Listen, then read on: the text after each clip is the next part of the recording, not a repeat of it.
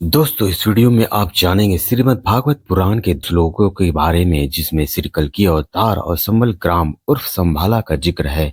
आगे जानेंगे संभाला में ऐसी कौन सी शक्ति है जो पूरे विश्व को नियंत्रित करती है और संभाला के राज में छुपा है कि क्यों शिव को भोले तानी और सृष्टि का विध्वंसक कहा जाता है।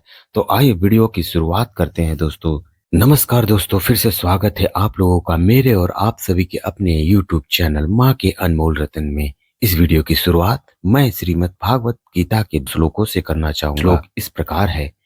संबल ग्राम मुख्य स ब्राह्मणस्य महात्मन भवने विष्णु यश कल्कि प्रादुर्भवष्यति।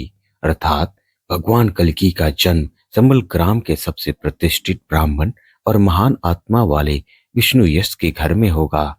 दोस्तों, यह श्लोक बहुत ही प्रख्यात है और बहुत सारे बुद्धिजीवी और अनेकों विद्वानों ने इस पर गहन अध्ययन किया है तथा एक चीज के निष्कर्ष पर आए हैं और एक जगह बहुत महत्वपूर्ण सिद्ध हो जाती है जिसका अलग अलग धर्मों में अलग अलग नामों से जाना जाता है।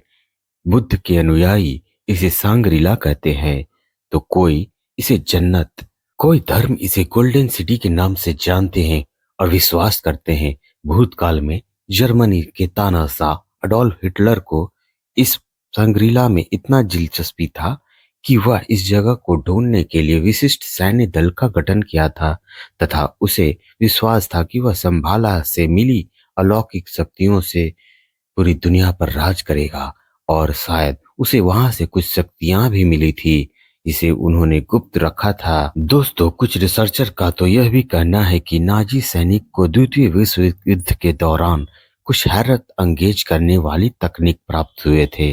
दोस्तों, ये तकनीक उन्हें कहीं और से नहीं बल्कि संभाला के निवासियों से प्राप्त हुआ था, जिससे उसने ऐसे हथियार बनाए थे जिसके बल पर वह मित्र देशों पर कहर बरपा रहा था। इस तकनीक में शामिल थे परमाणु से संबंधित विज्ञान जैसे माइक्रोवेव, न्यूक्लियर इत्यादि। द्वितीय विश्व युद्ध को समाप्त करने के लिए न्यूक्लियर बम का इस्तेमाल भले ही अमेरिका ने किया था, पर जो वैज्ञानिक ने न्यूक्लियर बम का आविष्कार किया था वह मूल रूप से जर्मनी से ही फरार एक वैज्ञानिक था। कहते हैं कि संभाला कैलाश पर्वत के अंदर कहीं है और यह जग जाहिर है कि कैलाश पर्वत पर शिव जी वास करते हैं। इसके अलावा यह भी जग जाहिर है कि शिव जी अपनी ही कृपा या वरदान देने में देव या दानव किसी में भी भेदभाव नहीं करते। तो संभव है कि द्वितीय विश्व युद्ध से पहले नाजी सैनिक और हिटलर को यह तकनीक शिव जी की कृपा से प्राप्त हुई हो, परंतु प्रभु की लीला के सामने किसी की नहीं चलती और युद्ध के अंत में यह तकनीक ऐसे टीम को मिल गया जो युद्ध को समाप्त करना चाहता था और विश्व शांति में विश्वास करता था। तो यहाँ पर सिद्ध हो जाता है कि शिव जी डिस्ट्रॉयर हैं और श्री विष्णु जी पालनहार है। यह बात मैंने क्यों कहा, इसके पीछे गहरा राज है और इसके बारे में शायद मैं बाद में वीडियो बनाऊंगा। और दोस्तों, एक बात मैं और कहना चाहूंगा कि तृतीय विश्व युद्ध के लिए किए गए परमाणु हथियार का जिक्र झूठा है और क्योंकि परमाणु युद्ध का द्वितीय विश्व युद्ध में इस्तेमाल किया गया है, तो तृतीय विश्व युद्ध को समाप्त करने के लिए श्री विष्णु के 10वें और कल्कि कुछ अलग और सबसे उन्नत तकनीक से युक्त हथियार का इस्तेमाल करेंगे जिसकी ताकत के आगे कुछ कोई भी परमाणु ताकत बहुत ही छोटा पड़ जाएगा। दोस्तों, यह तो बात थी जर्मनी की। इसके अलावा एक और देश है जो संभाला के राज में बहुत ही दिलचस्पी रखता है और वह है हमारा पड़ोसी देश चीन। दोस्तों, इस देश का ऐसा मानना है कि संभाला कहीं और नहीं बल्कि कैलाश पर्वत के अंदर या आसपास है। तभी वे भारत के साथ 1962 के युद्ध में जंग छेड़ दिया था तथा हिमालय का क्षेत्र अधीन कर लिया था, जिसमें कैलाश पर्वत भी शामिल है। परंतु बाद में जब कैलाश पर्वत की अलौकिक शक्तियों का आभास हुआ और उन्हें संभालने में असमर्थ रहा, तो कैलाश पर्वत पर तथा उसके आसपास के कुछ क्षेत्र पर पूरी तरह से मानव प्रवेश वर्जित कर दिया। ऐसा माना जाता है कि वर्णित संभल ग्राम या सांग्रीला में एक विशिष्ट रत्न रूपी पत्थर है जो वहां के लोगों को अलौकिक शक्तियां देता है, जिसके कारण वहां के लोग हजारों वर्षों तक जीवित रहते हैं। और उस पत्थर को चिंतामणि पत्थर कहा जाता है। तो क्या संभाला को खोज पाना असंभव है, या फिर यह एक काल्पनिक जगह है? कहा जाता है यहाँ पर सिर्फ ऐसे लोग ही जा सकते हैं जिसके अंदर आध्यात्मिक जागृति हो चुकी है और उसका हृदय शुद्ध विचारों से भरा हुआ है। तभी तो हिमालय के क्षेत्र में जाते हुए गुप्त रूप से रहस्यमय साधु संतों को कभी कभी देखा गया है। जहां तक प्रभु कल्कि के जन्म की बात है तो श्री जगन्नाथपुरी के पूर्व संतों द्वारा रचित दिव्य पुस्तक भविष्य मल्लिका के अनुसार प्रभु कल्कि का जन्म हो चुका है और वह संभाला में ही तप कर रहे हैं।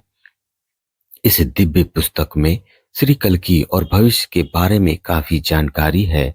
इस पुस्तक में श्री कल्कि के कुंडली का भी जिक्र है और इस कुंडली के अनुसार श्री प्रभु कल्कि श्री राम से भी शक्तिशाली होंगे तथा उनको 64 कलाओं में महारत प्राप्त होंगी।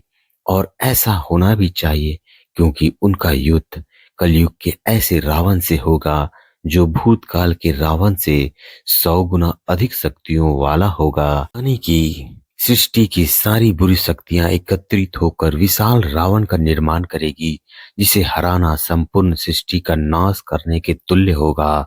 श्रीमद् भागवत पुराण में ऐसा जिक्र है कि श्री कल्कि को कोक विकोक 2 राक्षस भाइयों से युद्ध करना होगा। प्रभु के पास एक अद्भुत शक्ति वाला घोड़ा होगा जिसमें आकाश में उड़ने की क्षमता होगी। विश्व की वर्तमान परिस्थिति और तकनीक के आधार पर यह तो कहा जा सकता है कि प्रभु के पास घोड़े के रूप में एयरक्राफ्ट या उड़न तस्करी होगी जिसे मार गिराना असंभव होगा। वैसे भी श्री विष्णु के वाहन गरुड़ है, तो जरूरी नहीं कि उनके 10वें अवतार में वाहन गरुड़ के रूप में पक्षी ही हो। हिंदू देवी देवताओं के तस्वीरों मूर्तियों में दर्शाए गए वाहन हाथों में अस्त्र शस्त्र एवं भुजाओं की संख्याएं इत्यादि सिर्फ प्रतीकात्मक होती हैं और इनका जरूरी नहीं कि वे मानव के समक्ष इसी रूप में प्रकट हों। युगों युगों और समय समय पर प्रभु प्रत्येक मानव के समक्ष जरूर प्रकट होते हैं और हो सकता है वो उस समय प्रभु के पास तस्वीरों में दर्शाए गए जैसे अस्त्र शस्त्र और वाहन हों, परंतु उनकी प्रकृति वर्तमान के समय के अनुरूप हों। तो दोस्तों, चिन्हों और प्रतीकों का बहुत मोल है और यह कुछ खास संदेश देते हैं। तो आशा है दोस्तों आप लोगों को यह मेरा वीडियो बहुत ही अच्छा लगा होगा और ज्ञानवर्धक लगा होगा। तो इस मेरे वीडियो को लाइक करें और मेरे चैनल को सब्सक्राइब करें। दोस्तों तब तक के लिए धन्यवाद।